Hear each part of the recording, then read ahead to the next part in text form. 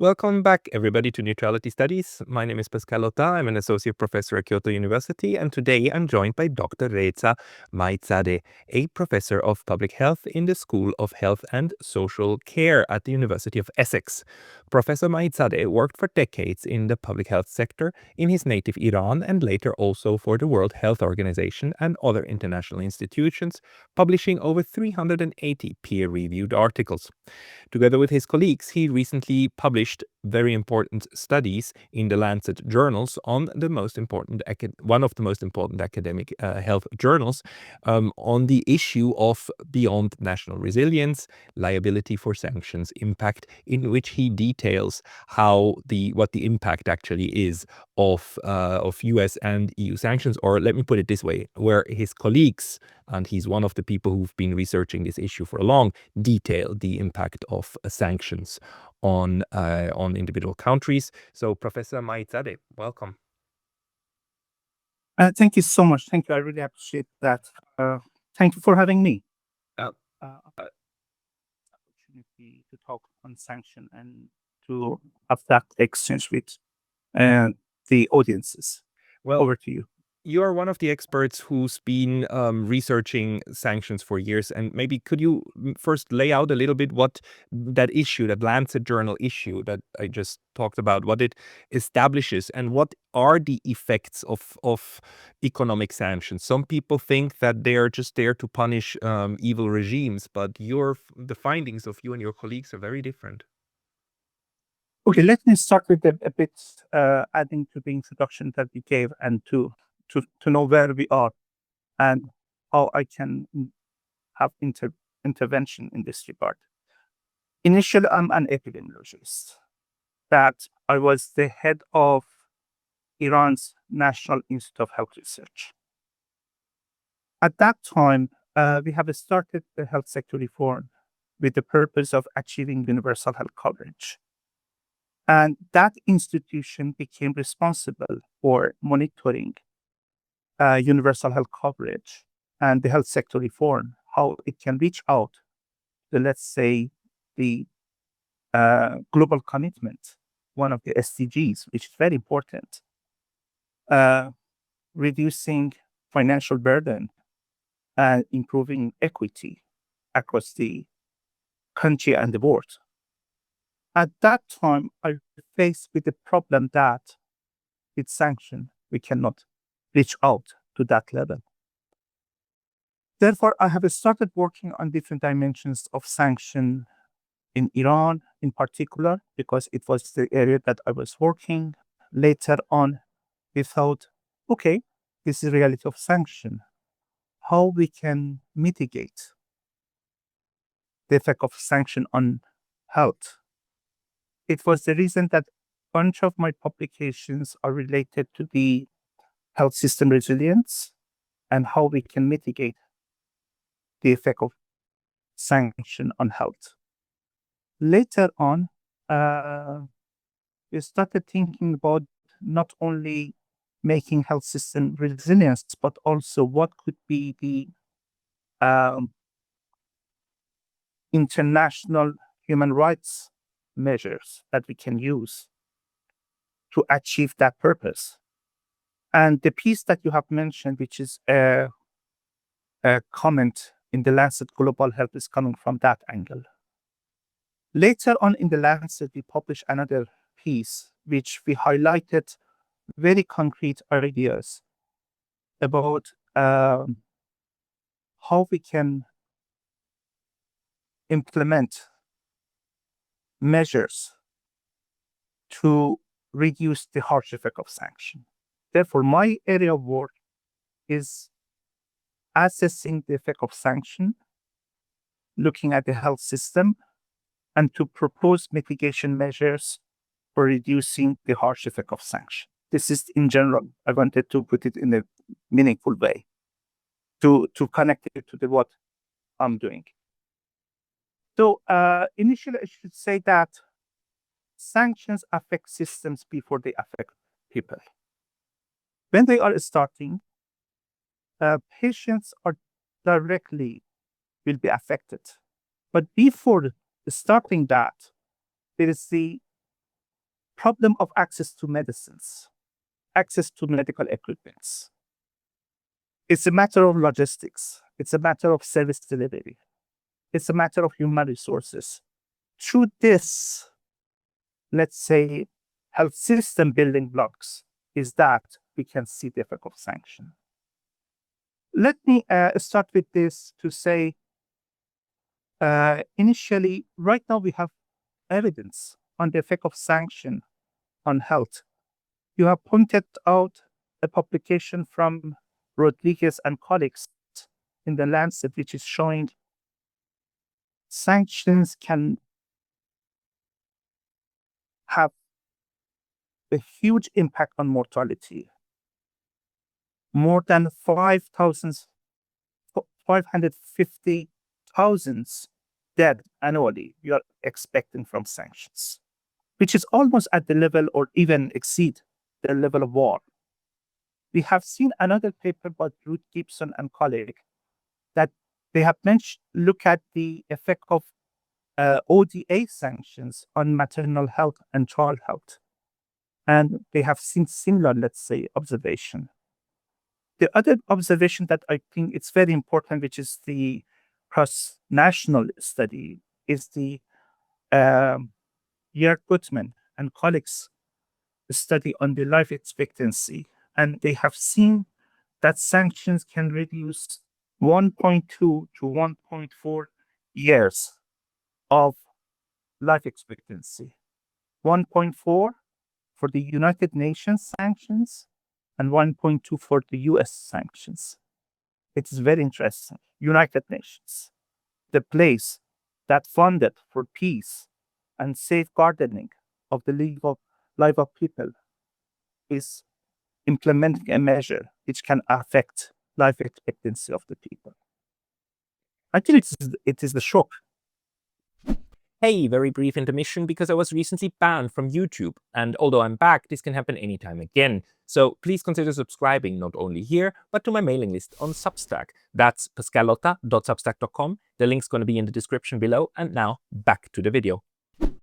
It is a shock. It's just also that, in this paper that you mentioned at the beginning, I mean, it shows, it analyzes data between 1971 until 2021, a 50-year span, and it comes to the conclusion that every year 500,000 people die directly and indirectly because of US and EU sanctions. That's, again, the paper actually outlines that is significantly more than die directly from military acts every year. So economic sanctions are not something like in the West. It's sometimes assumed, oh, they're just there to punish regimes, and then rich people make less money, so we give them something, right? I mean, we did it. No, they kill 500,000 people every year. How long did it take you to also realize just how impactful sanctions are on the individual level? And I mean, Iran has been under heavy sanctions for many decades. Did you see the effects of sanctions, like the health effects of sanctions firsthand? Initially, I have mentioned to you that before seeing the effect of sanction on people, you can see the effect of sanction on health system. What I'm saying is that it is very actually annoying to see that people do not have proper access to medicines. Yeah. This is the first one. I want to give you one example which is very personal. My mother was living in the United States. He came to visit my smaller brother in Tehran. She got an infection and hospitalized in a hospital in Tehran. And through that hospitalization, she got a hospital infection, which is nosocomial infection by medical terms. We could not find the antibiotic of the choice. And she passed away 2 years ago. I'm so sorry to hear that. So what I'm saying is that it is something which is affecting people. To understand me, it is one case. But when you are saying more than 550,000 deaths each single case is a tragedy, Yes. is destroying a family, is the living of the people. It is not a number. What I'm saying is that we do not need to stay to see that number of mortality. We can see when people do not have access to medicine, medical equipments, tests, etc. What are the other areas in which these sanctions then make it impossible for the system to take care of the people? I mean, I guess that's only one, right? The medicine. We go through that and explain to you about mechanisms. What is the mechanism? Because initially, I should say that, uh, in the regime of sanctions, we have humanitarian exemptions. That within the humanitarian exemptions, essential medicines and medical equipments, which do not have dual purposes, I mean military purposes at the same time, they are exempted from the regime of sanction. But what I'm saying is that these exemptions often do not function in practice. Right. Let me explain to you why. Initially, we have blockage, which is very clear for double, let's say, purpose medicines or medical equipments. We have blockage of import and export, which is very reasonable. I do not want to go through that. But there are two other mechanisms which are happening. One is that there is no banking, let's say, transfer between sanctioning countries and sanctioned country. Therefore, there is no way to send, let's say, money when you are buying something. You do not have SWIFT code. If you do not have SWIFT code, how you want to buy something? Therefore, it is impossible. The second mechanism, which is very annoying, is the overcompliance and chilling effect. And I can get back to that and explain to you what does it mean. And the third one is the indirect effect of sanction through reducing the revenue of the country and capacity to pay for the people. Therefore, we have three mechanisms that these mechanisms can affect the access to medicines, equipments, and I can explain to you what other, let's say, the effect of this sanction on the different building blocks of the health system. Please explain that to me, and please also let me know for how much time, for how many years have we known uh, in academia and so on, just how deadly these sanctions are. Is this a new insight that they kill so many people, or have these numbers been understood also before?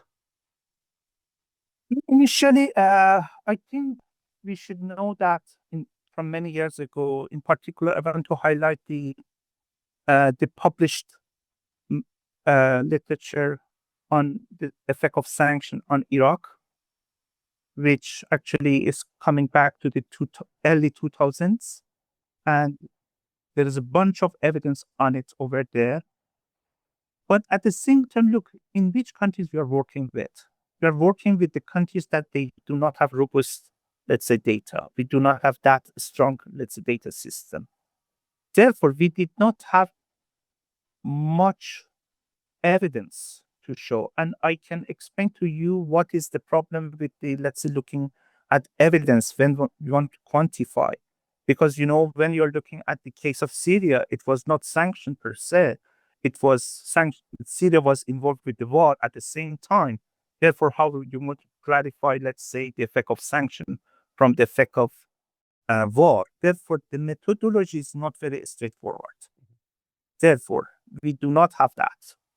But what I'm saying, what I argue, is that there is the potential. And right now, these three pieces of work that I have mentioned, Rodriguez and colleagues, Ruth Gibson and Jörg Gutmann, you can see that there is strong evidence on the effect of sanction. not only on the mortality and morbidity, but also there is a nice publication in BMJ Global Health 2023, which uh, Matthew Pinto has published with colleagues, that paper is showing the effect of, and there is a systematic review, and we have done in me and my colleagues in Iran, that the effect of, let's say, sanction on different angles of the health. But what I'm saying is that there is a high potential of the harsh effect of sanction on health. We should be careful what we are doing. What I'm saying is that sanction is a diplomacy tool. Yes. When we are looking at the United Nations Charter, there is a point for the sanction, but at the same time, we have war. In the case of war, we have principles of international human rights. International human rights law. And over there, we are looking for the distinction and proportionality. Why we do not have it here? Why we are not looking at proportionality of sanction over here? When there is such high risk of imposing people to the harsh effect of sanction, we should be careful about that effect. Therefore, I think it's a legitimate question that we should have a legal framework, appropriate tools to assess the effect of sanction to avoid that proportionality when you are imposing sanction to a country.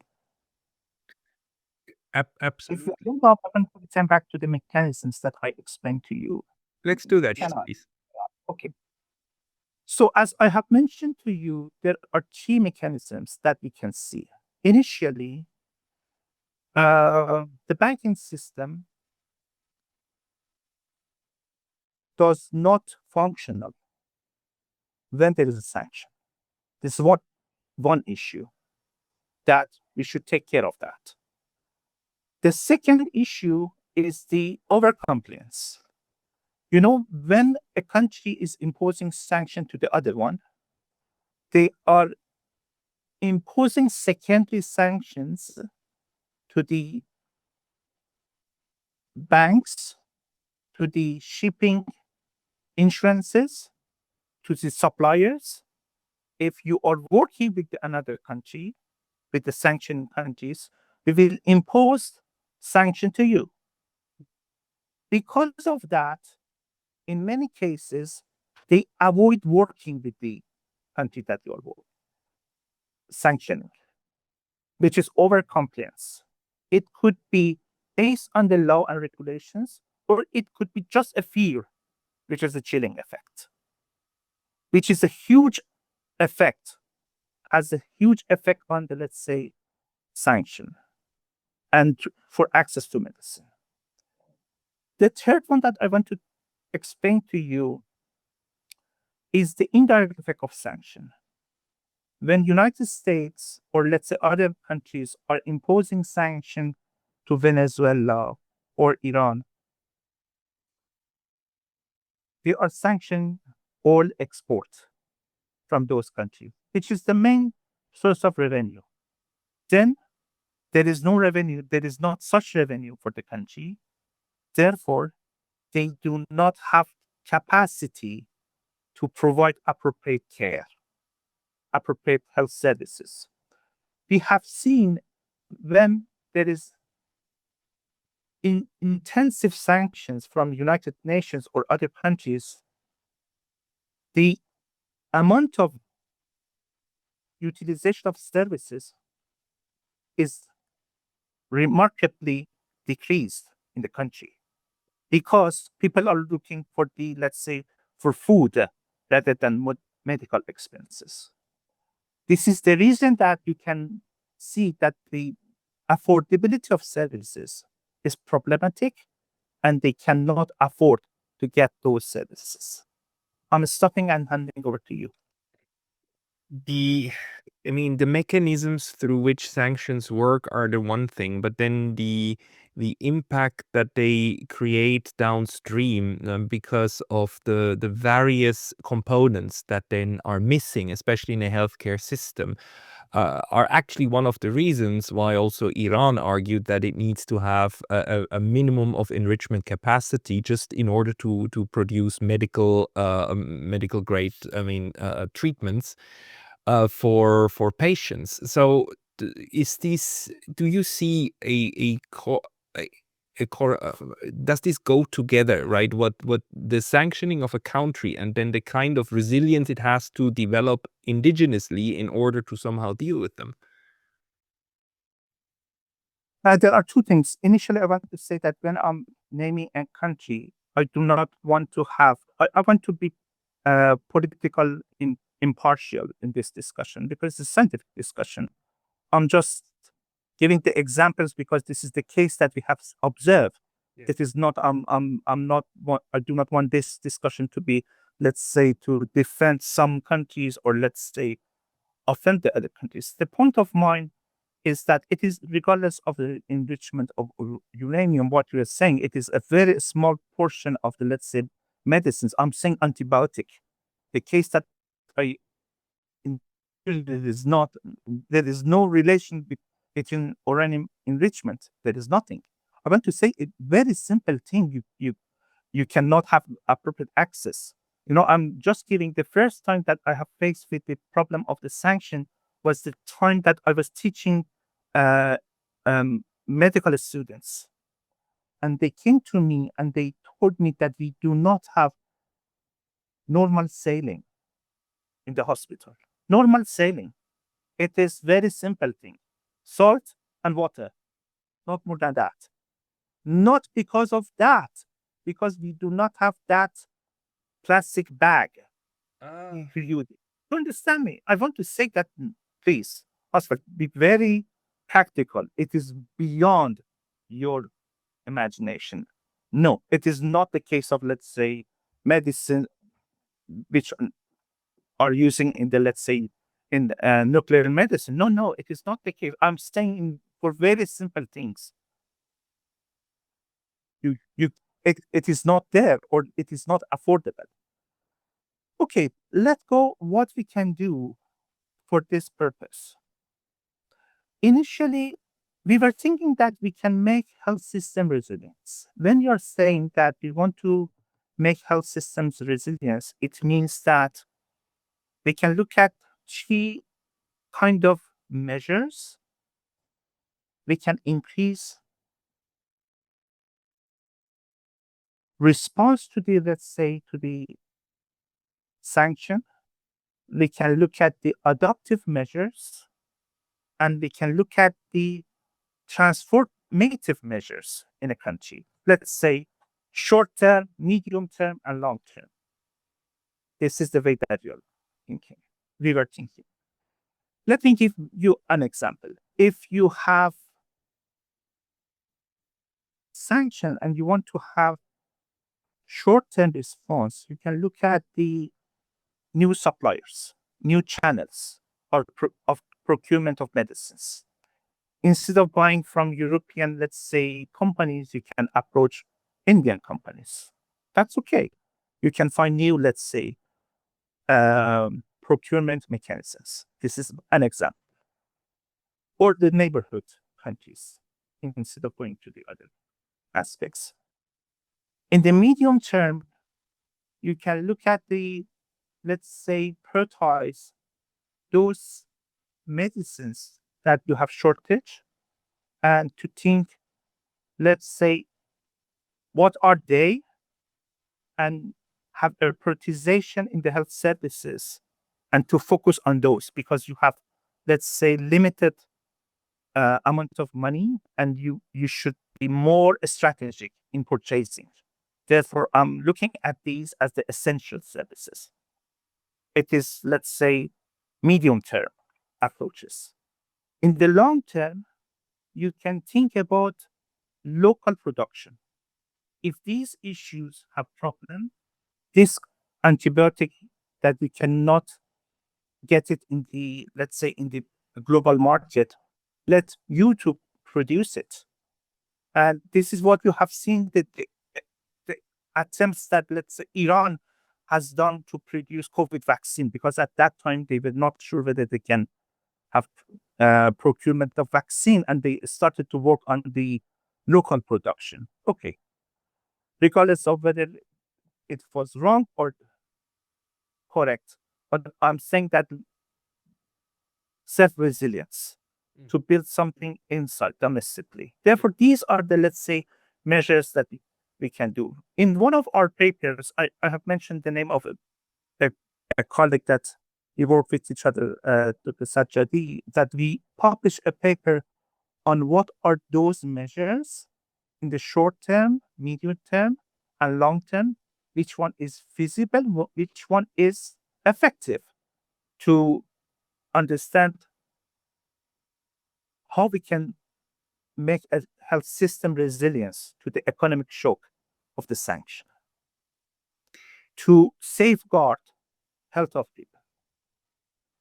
But a recent paper that we have worked, and it is going to be published in International Journal of Health Policy and Management.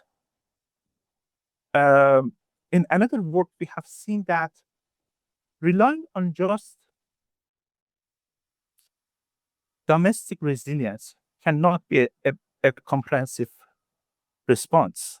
And the paper that you have mentioned over there in the comment of us into the Lancet paper, Lancet Global Health paper of the Rodriguez and colleagues, we have mentioned that domestic resilience is not enough. We should think about health diplomacy. We should think about, when we want to impose sanction, how we can consider the regime of sanction to protect people before imposing that level of risk to community. Just, I want to say that ethically, what I'm saying is that me and you have, let's say, a conflict with each other. That's okay. This is very similar to the situation of sanction. And I want to impose sanction to you to change your behavior. Okay? But the way that I'm doing that, I'm punishing your son, your daughter, or your smaller brother. Here, we are the examples of the regimes, let's say, one country to the other country, and the child or your siblings, smaller siblings, are innocent people. You're punishing innocent people because of the, let's say, of the conflict between two, let's say, political opponents. This is what is happening. The point is that I'm not saying you avoid sanction. Okay, whatever you want to do, you do it with each other. But try to safeguard the harsh effect of sanction on those innocent people. I hope it is clear what I'm saying. It is very clear what you're saying. There's several schools of thoughts within the realm of politics, and one of them goes the route to say, like, no, unfortunately we need to punish innocent people, because what we need is them to rise up and demand change in their countries. That's one. The other one is the one that says, like, no, this is collateral damage. We don't want to punish these people. Unfortunately, they also suffer, but that's why we try to work towards smart sanctions. My country, Switzerland, is one of those that says, no, we do smart sanctions. We will only try to hurt the regimes that we don't like, but not the general population. In my view, this is probably a fantasy, because these sanctions usually always work on the system level and therefore hurt people. But do you have indications that there are forms of sanctions that will not hurt the innocent in the target, in the sanctioned countries? Exactly what we have heard from sanctioned countries in many circumstances, and we are hearing now as well, is that sanctions are smart. I have argued there is no smart sanction. What we have seen so far with this framework that you are imposing sanction, it is harmful, no doubt. It will always hurt, because it's supposed to create systemic stress. It's supposed to create exactly what you described, the lack of necessities, and that will automatically impact, especially the most vulnerable people on the ground. So let me put it in this way. We are trying to be, let's say, based on international human rights law. What we want to do is to protect people from any measure, war or sanction or whatever, from the harsh effects. Okay, if this is the case, we want to look at proportionality. How we can make this case more, let's say, human rights Compliant. applied. applied. In that case, what we propose in our paper is that first, look at the humanitarian aid channels to establish specific line, banking lines for transaction for medicines and food. Right. I can give you one example. You can find a third country, which is, let's say, both sides have confidence to play that role, or you can use the capacity of the United Nations agencies, World Health Organization. Okay, the money from that country can go to the World Health Organization or any UNICEF, whatever you have trust on them, and then they could, let's say, play that role. Therefore, we can have that banking system and to review that banking system, whether the exemptions are working or not, because you already mentioned that you have, let's say, exemptions on sanction. Therefore, this is the first activity that we can do. The second that I want emphasis on that is that we can have a monitoring tool to look at the effect of sanction on health and health system. And the reason that I'm returning back to this discussion, and I want to continue a few minutes later on this, because recently World Health Organization Eastern Mediterranean region has developed a tool for monitoring of the effect of sanction. We call that as SHAMS, that I was involved in that. And this tool is looking to assess. Therefore, it can be used by sanctioning countries to ensure what they are doing is smart. You want to be smart? Okay, use a tool to understand whether it is smart or not. The third one is that if you look at the documents of sanction, usually there is a committee when they are imposing sanction to review the effect of sanction. Why not part of it could be health? Therefore, it can be reported periodically what is the effect of sanction. Okay, you are telling me that antibiotic is exempted from the sanction. Okay, look at the number of the exemptions which issued. Look at the delay of the exemptions which issued. To understand me, just ensure that this system has functioning.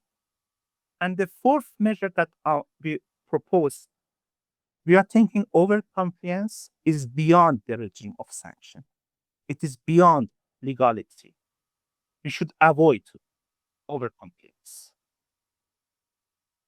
Therefore, what we are proposing is that if United Nations want to impose sanction, from my perspective, I'm not a politician. I'm not in the international, let's say, relations. I'm a person who's working on health.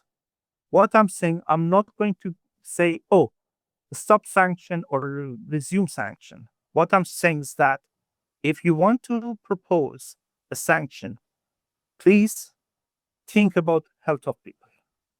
If you can consider these measures in the legal framework of the sanction, that then you can expect that you are safeguarding the health of people. So, if I understand you correctly, we live in a world in which we have sanctions regimes, but these things are not tools in the sense of a scalpel. They are more tools in the sense of a hammer, and they hit everything. And you don't have a way of differentiating where they hit. So we don't have the ability to have smart sanctions. So if that's what we wanted to develop, then we would need the mechanisms on the international level in order to create different channels and monitor the channels, right? And we don't live in such a world where we have channels. Yeah, exactly. What I'm saying is that right now we have a huge debate. And to be honest, I'm thinking we have a strong evidence Mm, on the harsh effect of sanction on health. mm. If you want to be fair, you should be careful. Before that, we did not have that evidence. Right now, we have evidence. At least you should be doubtful. Okay, if this is the case, then when you want to impose sanction to a country, wherever it is, if you want to safeguard people health, then if you want to be smart, as you are saying, then you should use these tools to ensure that you are not affecting the health of people. So a country like, let's say, Switzerland or others that do not want to completely give up on sanctions, but that do not want to kill massive numbers of people, they would actually need to start not with sanctions, but they would need to start with the infrastructure in order to monitor and understand sanctions. That's what you're saying, right? The way that I'm saying is not a research project. It is embedded. It should be embedded in the regime of sanction.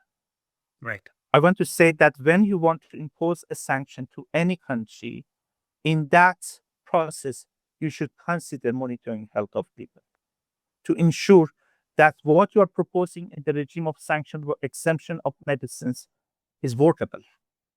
It is working. It is not just a piece of paper. It is something which is functioning. This is the point of mine. But I can see some of, let me go to the, let's say, to the shams. I can see that there is a political sensitivities. Okay, political sensitivities, because who should collect that data? Who should look at that data? What we are proposing is that let this to be, when you are talking about data, we can look at this to be owned by a country, but they can have collaborators at the United Nations level or international NGOs to ensure what is collecting is appropriate. And based on that, you know, initially humanitarian agencies can work, which medicines that they should provide, uh, sanctioning entities, United Nations, or let's say, or san- other countries can look whether the exemptions are working or not.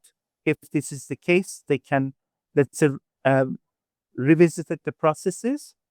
And then the other issue that I want to say, if it is needed, they can revisit the entire regime of sanction in that case to avoid, let's say, harsh effect of sanctions. This is the way that I'm thinking. Yeah. Thank you very much for all of these explanations. Is there one more aspect or something else that you think we haven't touched upon yet that you think is important to understand? Okay. What I want to add to this is right now, human rights special rapporteur on unilateral coercive measures. She is looking for the monitoring tools to look at the effect of sanction on different aspects. What I'm thinking is that for the health system, we should reach out to the level of the system, not mortality and morbidity. The case that I'm saying, you know, you do not have this medicine. You should not wait to see the killing Right. effect of that. Right. Alarming system should be at the level of access, utilization of services, not at the level of, let's say, mortality. Let So me give you a few examples. I have seen that hemophilia, let's say, medicines or chemotherapy had shortages.